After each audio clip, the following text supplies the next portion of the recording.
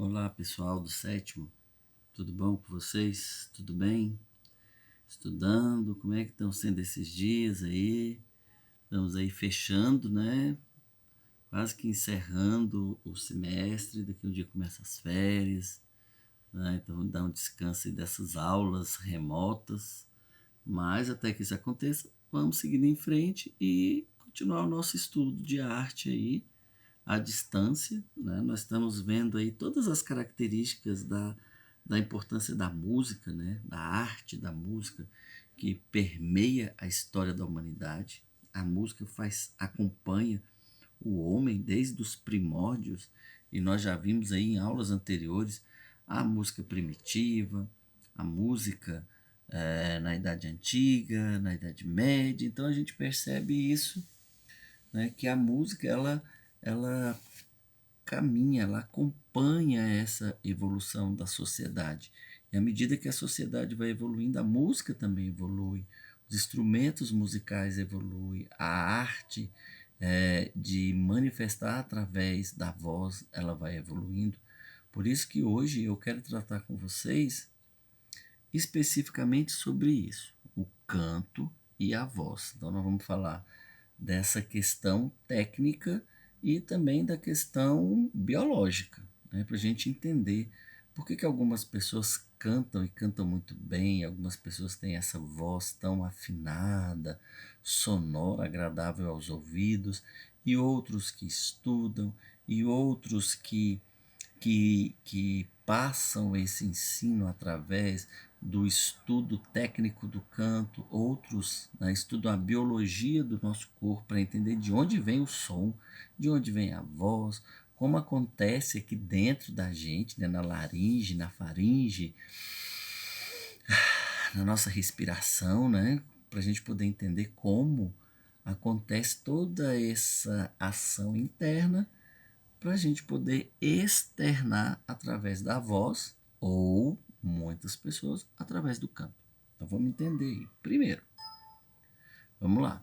A estrutura corporal para formar a voz. Então nós temos, né, uma estrutura, tá aqui a nossa cabeça, estrutura óssea e muscular que vai gerar a voz. Então, os elementos que compõem biologicamente, tá? É só uma noção. Biologicamente, o que, que nós temos aqui como elementos do nosso corpo que unidos vai fazer com que aconteça essa ação aqui, que é a voz.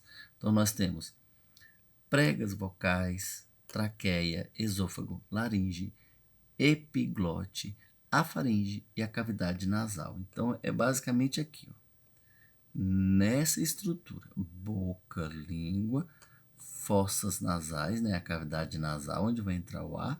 Aí a gente tem o esôfago e nós temos a faringe e a laringe aqui, onde a gente vai encontrar as pregas vocais. Então, se a gente fala, as pregas estão fechadas e elas vibram, elas se arranham aqui assim, né, uma maneira de falar. Quando a gente está respirando, as pregas se abrem. Então, tanto para cantar quanto para falar, elas têm que estar fechadinhas assim, para uma tocar na outra e vibrar. Então, a voz é produzida quando o ar, né, que a gente respira, aí o ar que está voltando, saindo dos pulmões, passa pelas pregas vocais. Então, a nossa fala não é com o ar que entra, é com o ar que sai. Então, com o ar que sai, ele vai passar aqui nas pregas vocais, né? E por nosso comando neural, que é o cérebro, por meio de ajustes musculares, que é essa musculatura que faz com que tudo movimente, né? Língua e garganta e tudo mais, né? Vai fazer diferentes pressões na região abaixo das pregas e vai fazer com que elas vibrem.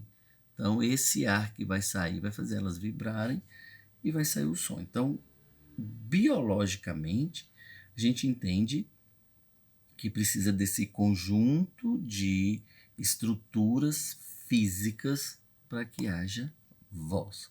Mas como nós estamos falando de arte, nós temos que entender como isso daí casou com a arte, como é que a pessoa descobriu esse dom para o canto, por exemplo. Então vamos lá. O canto e a voz. O canto, ele pode acontecer de duas formas, com ou sem acompanhamento musical. Então, nem sempre a pessoa vai cantar e vai estar acompanhada de um violão, por exemplo, de um piano. Ele pode muito bem ter,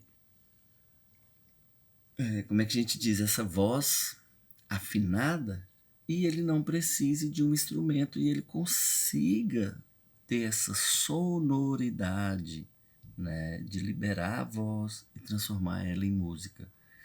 Nessa estrutura de transformação, a classificação da voz só pode acontecer de dois tipos.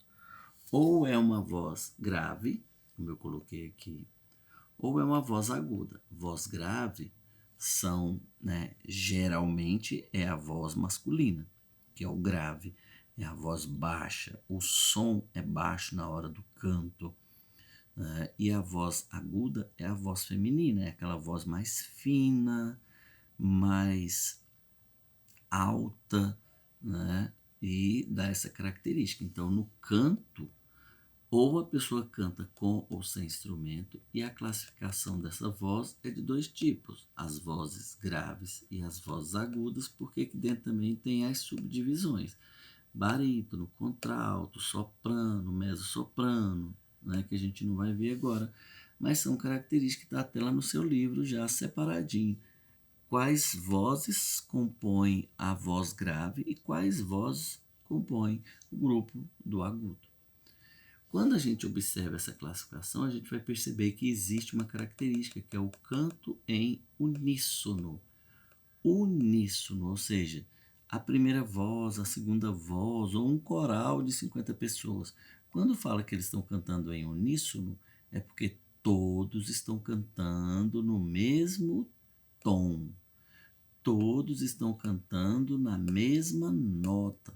Então não há variação. É como se todos cantassem a mesma nota, no mesmo tempo, no mesmo tom. Então é uníssono. Não tem aquela primeira, segunda, terceira voz. Não, todo mundo faz primeira. É uníssono. Quando a gente fala que o canto é em dupla, é diferente. Olha, uníssono, um. Todo mundo igual. Canto em dupla, aí eu posso ter divisão de vozes. Divisão em primeira, segunda, terceira, quarta voz, dependendo das pessoas que eu tenha ali auxiliando para desenvolver essa música. Então, quando a gente fala que o canto é em uníssono, todos juntos na mesma nota, no mesmo tom. Quando a gente fala que o canto é em dupla, ou trio, ou quarteto, ou quinteto e assim por diante, é porque nós vamos ter uma variação de vozes. Primeira, segunda, terceira voz, que seja. Isso é muito comum na música sertaneja, na música popular, né? Na música sertaneja tem quem faz a primeira e quem faz a segunda. Quem faz a primeira é quem conduz a música, é quem leva a música. E a segunda voz é sempre o arranjo, é aquela voz mais apagada, mais escondida, ela está lá no fundo fazendo o arranjo, fazendo a firula, fazendo um som que vai diferenciar dessa primeira. Então, quando a gente fala de dupla, principalmente as duplas sertanejas, isso começou a acontecer mais na década de 80, principalmente 80 e 90, porque antigamente a moda de viola dificilmente tinha essa separação. Eram dois violeiros cantando em uníssono uma música raiz, no caso. E a gente vai observar que com o passar dos anos, e hoje a gente chegando nessa música atual que a gente tem essa diferença, essa claramente essa separação entre o sertanejo raiz, por exemplo, e o sertanejo universitário, né? O estilo, a maneira de buscar esse canto e essa voz foi passando por evolução. Então, eu queria tratar com vocês basicamente dessa introdução, que a gente vai ver o canto e a voz agora dentro desse cenário de estudar a voz, a importância da voz, do cuidado com a voz e quem canta, né? A forma que canta e por que canta, ok? Então, peguem essa aula, façam um resumo, vejam de novo, busquem informações que vocês ainda não têm e vamos mais para frente preparar as nossas atividades, ok? Um abraço, até qualquer hora, pessoal.